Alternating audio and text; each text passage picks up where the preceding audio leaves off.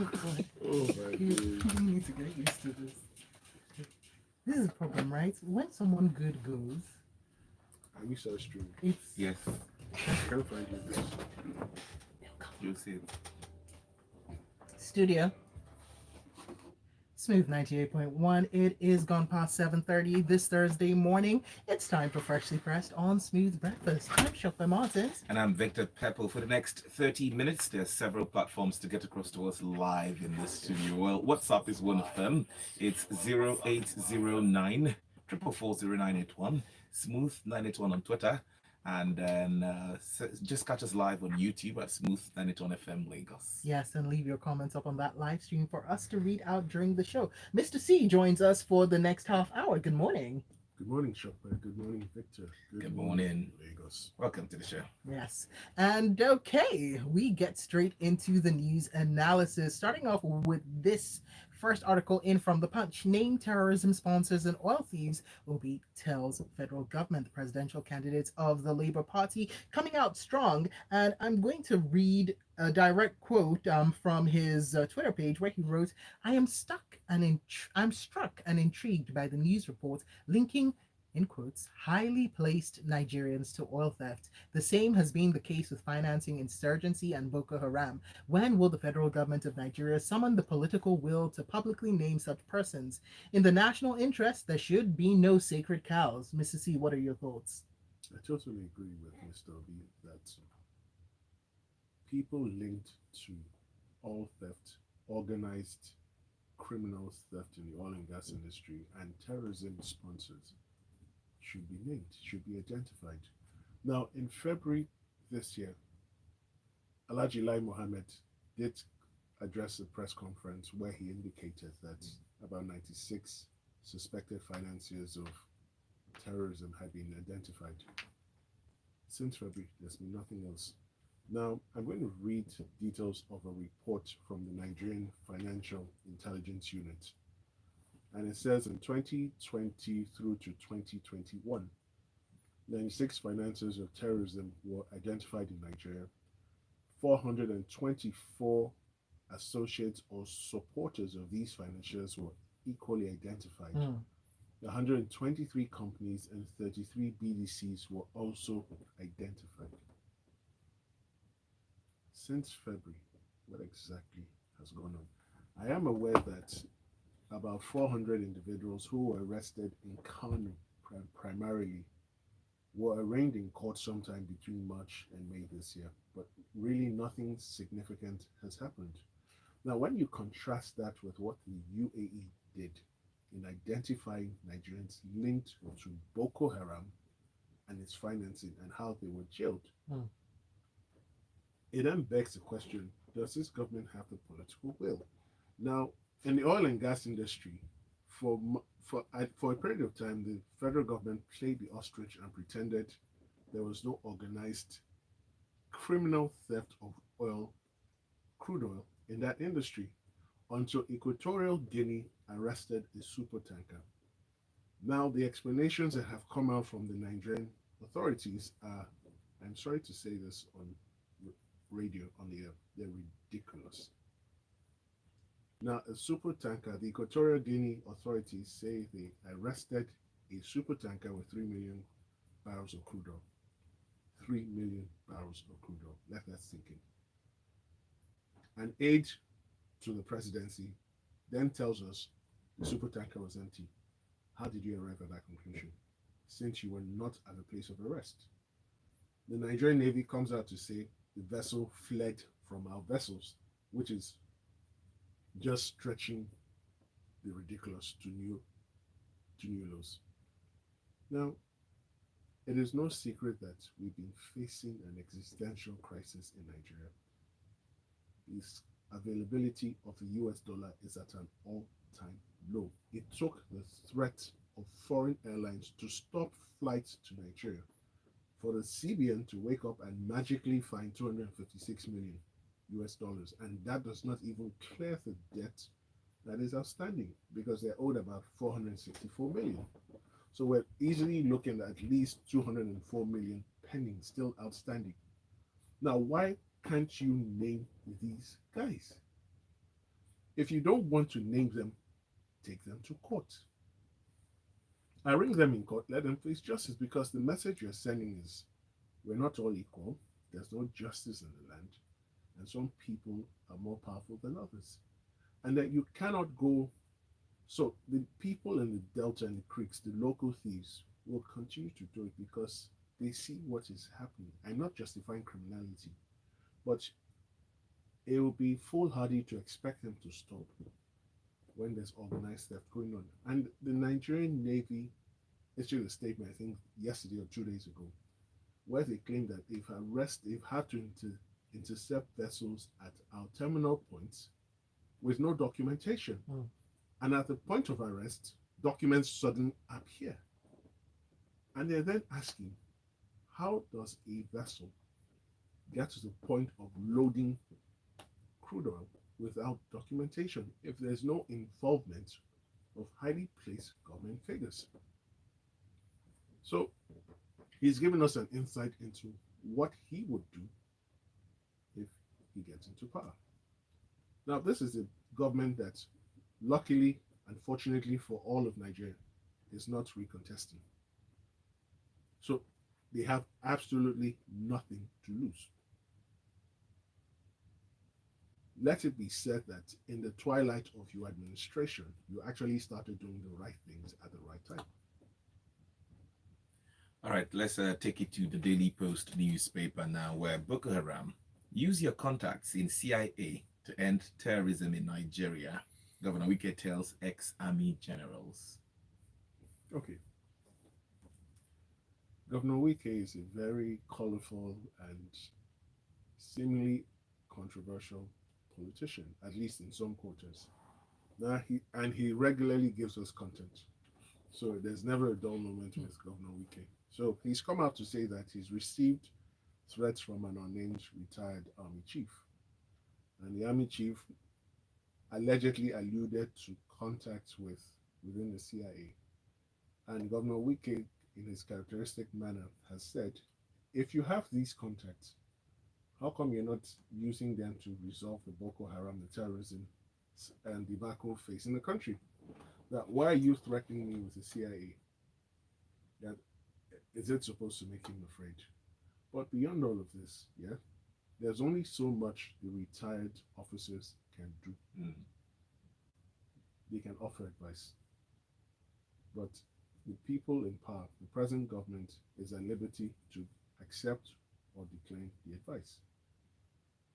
Now, I do not know to what extent you're speaking to the former retired army chiefs, because there's a saying that no knowledge is wasted. And in the council of the multitude, you will find counsel. In the company of the multitude, you'll find counsel. So we've tried certain methods, they appear not to be working. And maybe the people presently in office do not have all the wisdom, all the experience. Reach out to people who were there before you, tap from their collective wisdom, their collective experience, and let's see if we do something different using their wisdom and experience, we'll get different results. All right. We see your messages coming in. I'll read a couple of them out before we get to the next story. This one in from Nerocello from Ogudu saying, shielding these groups from public knowledge proves that the government are not always sincere. Oil theft and terrorism is a lucrative business for most people in government. Now you know why they don't want an end to this. Each time we ask for this information, they off the mic. And Idema Pusa from Surulere says the people responsible for oil theft and sponsors of terrorism are the untouchables in this society. That's why we'll continue to suffer in Nigeria. Okay, and Chika from Anambra State up on YouTube says a call by Mr. Peter Obi to the federal government to name the financiers of terrorism and oil theft will fall on deaf ears. That's because the government is a party to the two issues involved, in Chika's opinion. All right, getting into the next article, we come in with this news from The Nation. Aviation fuel price hike may affect our operation. That's what the Chief of Air Staff, Marshal Isiaka Oladayo Amao, has said, raising the alarm. And he says that this development, if not urgently tackled by the government, is capable of adversely affecting the Nigerian Air Force operations, because they are currently apparently buying Jet A1, that's aviation fuel, at 950 naira per liter, when only 360 naira was per liter was appropriated for it in the 2022 budget. That money must have finished by now, Mr. C. Okay. So starting from your last comment, yes, whatever was budgeted for fuel by the Nigerian Air Force for 2022 should long be gone, because that's over 100% increase in the price. Now, it speaks volumes to the level of coordination between the various government agencies, ministries, and the security guys. You're fighting a very war against non-symmetrical, non-state actors, and this is a problem. Which, by the way, the Air Force has been instrumental in with in terms of flying over. Yes, so the Air Force has helped this year particularly. No, in fact, they've helped over the course of this war in conducting bombing missions on these insurgents and terrorists. Now they're raising the alarm. Now, for the Air Force chief to come out publicly to say this, please note that in quiet, in camera, he's been talking about this for a while. There's been no response. This rings alarm bells for me. I, yes, and it's again, it speaks to the level of coordination. So if he's been speaking quietly and no one is paying heed to him, nobody is giving him the attention he deserves, it raises a couple of questions in my mind. One, does he still have access to the commander in chief? That is the president. Has he communicated this problem to the president? Because from time to time, we hear the president has summoned a security meeting. Thank you. All the service chiefs are in attendance. So, what exactly do you guys discuss there? Thank you. Questions. The second question is, has he discussed it with the chief of defense staff? Because the service chiefs all report into the chief of defense staff. Has it been escalated to the national security advisor? Has it been escalated to the minister of defense? Now, above all, it speaks to the way the priorities they give security in this country. This is a national security matter, and a critical security agency is complaining about the soon to be problem of getting aviation fuel. Now, how do you support the ground troops if the aircraft cannot conduct aerial missions? And then, can we truly say that this government is determined, still determined, to win this war against terrorism? Only time will tell. We're due for a break. When we come back, we'll give you more of the stories, but send your messages to us on 0809 444 0981. On Twitter, we're Smooth91FM, and on YouTube, it's Smooth91FM Lagos. ARM. Invest in your tomorrow. ARM has partnered with Techstars to launch the ARM Lab Lagos Techstars Accelerator Program, designed to empower Did you see fintech something and I prop didn't tech see? startups in Africa for success. With the Applicants to ads? these Or programs did you have a just see chance me to lining receive them up? Yeah, so I thought you wanted to. $120,000 in I funding, wasn't access to sure 20,000 global because I couldn't see investors, the and mentorship outro, opportunities from but it's over right here. 7,000 industry experts. Are you a fintech or prop tech startup in need of funding? Don't miss this chance to take your business idea to the next level. Hurry and apply today by visiting www.apply.techstars.com. Okay, we're gonna be in 10 seconds. What up, y'all? This is Fubi, and you are listening to Smooth Breakfast. You. Yeah, sing for us. Studio.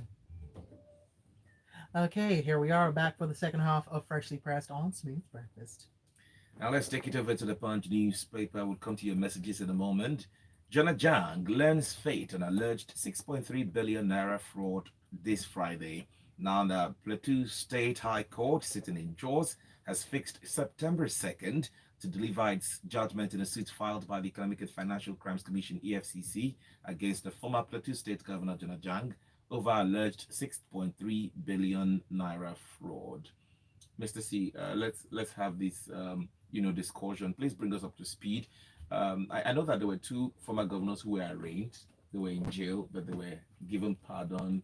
And now we're hearing that a court in Plateau State will be arraigning a former governor of that state over 6.3 billion naira fraud. What's going on?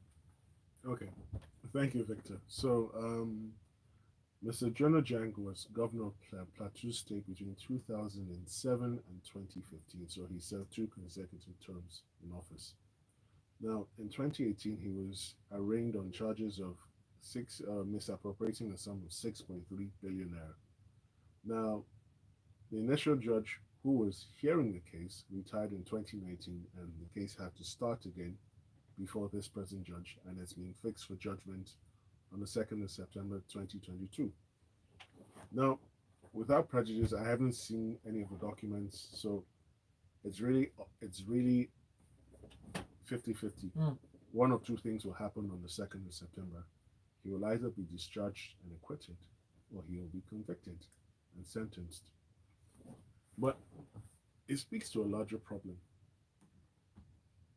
Since 1999, at the very least, if you arraign a governor, any individual who's served time in office on charges of fraud and corruption, if the case is properly conducted, you're more likely to get a conviction. Mm-hmm. So it speaks to the absence of strong institutions that can checkmate individual bad behavior. Now, if there were strong systems in check, he should not have been able to get away with this, of what he's alleged to have done. Now, the law is he's still presumed innocent until the contrary is proven.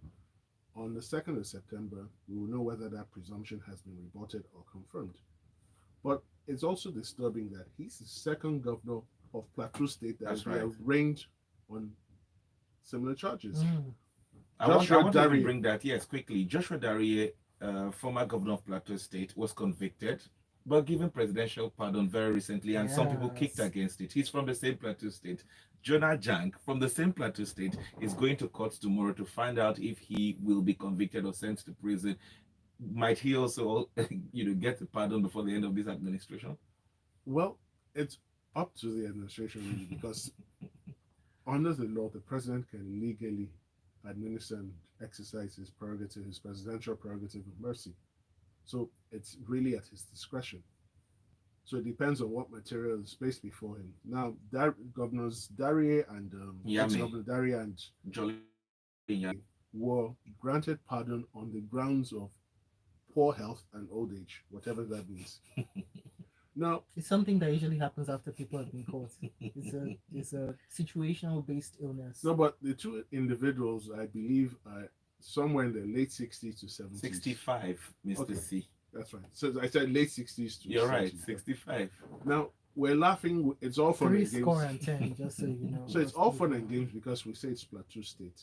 There are some other states, if we were ever to arraign any of their previous governors.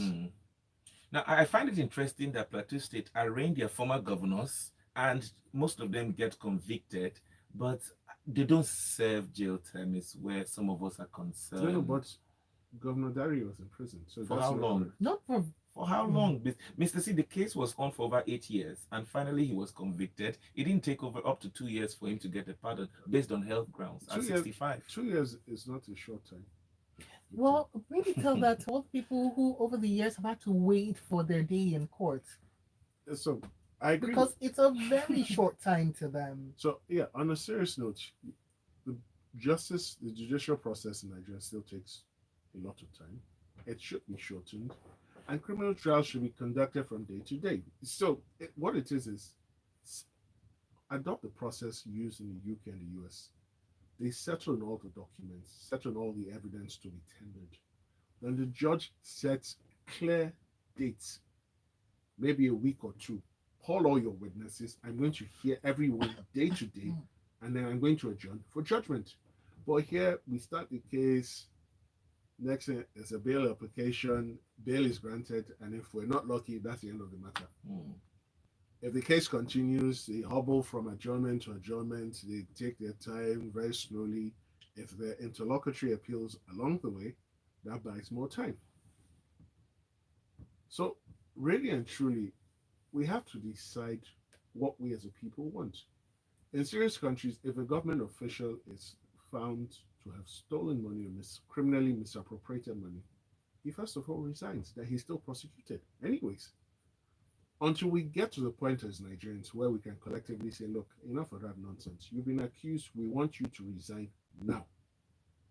And you actually resign. And the only way that process will start, and I keep saying this, ensure you have your PVCs on election day, even if it rains. Please go out in the rain and vote. You're not salt.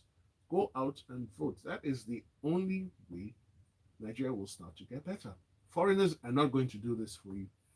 Well, I wrap up with this. Just like Shokwe said rightly, there are people who are sometimes innocent who are still awaiting trial. Yet we've emboldened some of our politicians. Jolly Yame and former governor of Plateau State, Darie, one of them, I can't remember who, is getting actively back into politics ahead of 2023. This is someone who was convicted. He got pardoned by the president. He has not even gone home to take his medication because he said he was released on health grounds. He wants to get back into politics. Have we suddenly forgotten, what led him to jail at Kuje prison? So I'll drop it there. His people believe that his travels are politically orchestrated. That's their belief, right? That's one. Two, speaking to the awaiting trial guys, you will discover if you've ever spent time visiting the prisons, most of them don't have proper legal representation. And by the way, I would like to just take this moment to thank all of our brothers and sisters who are in the legal profession who actually donate their time and go to these places and try and help these people. Yes. It's absolutely fantastic work that you're doing. If you can do more, we are behind you. We're supporting you. We'll bring you on air to talk about it. Thank you. All right. You stole the win from myself. So basically what it is if you have proper legal representation, you don't get stuck within the legal system. You don't get stuck within the judicial system.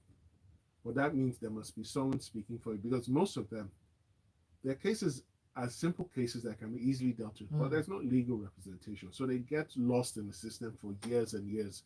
Then maybe when the chief judge or a judge comes to visit the prison, then their cases are brought up and they release. That should never be the case. And the Office of the Public Defender needs to get more lawyers employed so that they can actively decongest all our prisons. Awaiting trial guys, once the offenses are not grievous, they're not very serious, and e.g. murder, kidnapping, abduction, arson. If there's simple matters, stealing, grant the person bail. But we don't, but we allow politicians go shopping. Let's move on. Yeah, let's move on because the more Daily Trust now, Igboho Appeal Court nullifies 20 billion naira judgment awarded against DSS. And Mr. C, I'm so glad you're in the studio with us because I need some insights on what's going on here. So this was a judgment by an Oyo State High Court that last year awarded the damages against the State Security Service for illegally invading the residence of Igboho in Ibadan on the 1st of July in 2022. However, in an appeal that was filed, the appellate court said that Justice Akintola, who had delivered the judgment on the 17th of September last year, acted on the wrong principles of law in awarding the cost to Igboho.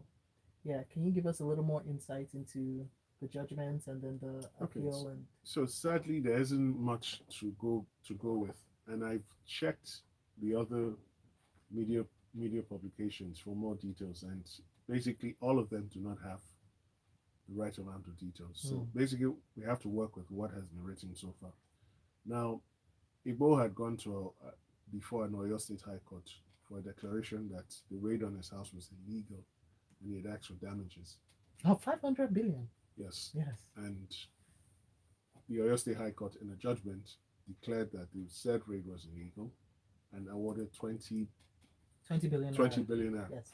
Now, that judgment was appealed, and the Court of Appeal says the parameters to have been used in arriving at the exact computation or calculation of damages was not followed by the trial judge. Now, we don't have details beyond that. So the Court of Appeal made reference to a jurisdictional point that the trial judge did not consider that.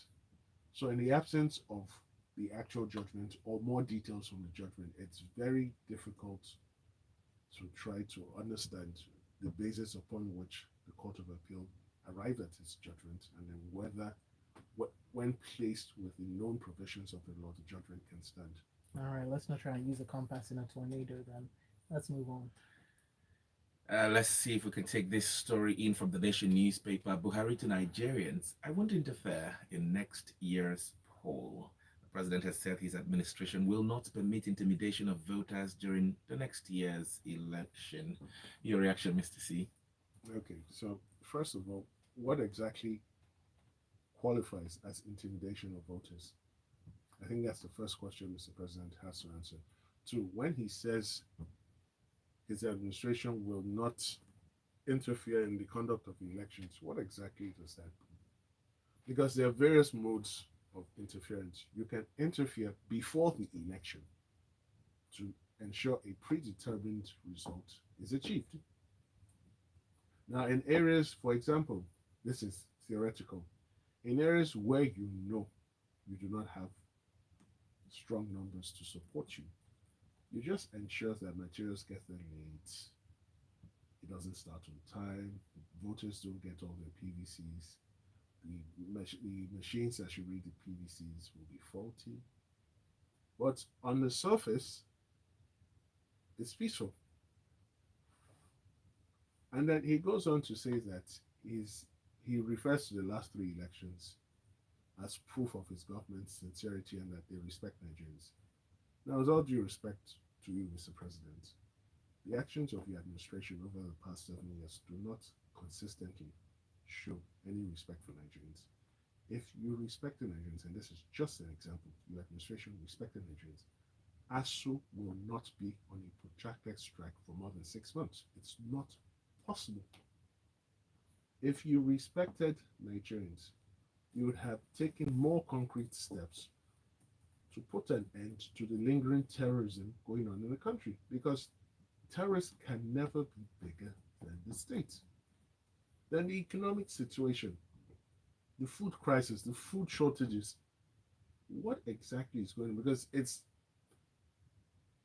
I'm almost tempted to suggest, like some Nigerians already believe, that he might not even be aware of what's going on in the country, which is truly shocking because every day I know for a fact he receives a briefing from the National Security Advisor. Which makes it a truly shocking hypothetical. All right, let's just go through some of the messages that have come in before we wrap up the show. Linda from Yaba sent a message. Is it not complicit of the government to hide the identity of these sponsors of terrorism and oil thieves? Just will like the lawyer to okay, I would like the lawyer to clarify. That's what she's saying. But let's take more messages and then we'll see if we have time to react to some of them. We'll take this one. Tony from Ikeja says the number of crimes that have been overlooked by this administration is scary. The super tanker vessel with stolen, well, actually 2 million barrels of Nigerian crude oil. The responses from a Buhari spokesman and our naval chief clearly mirror into the scope of losses, both human and resources, ignored by this government. Interestingly as well, terrorism is one big ugly department.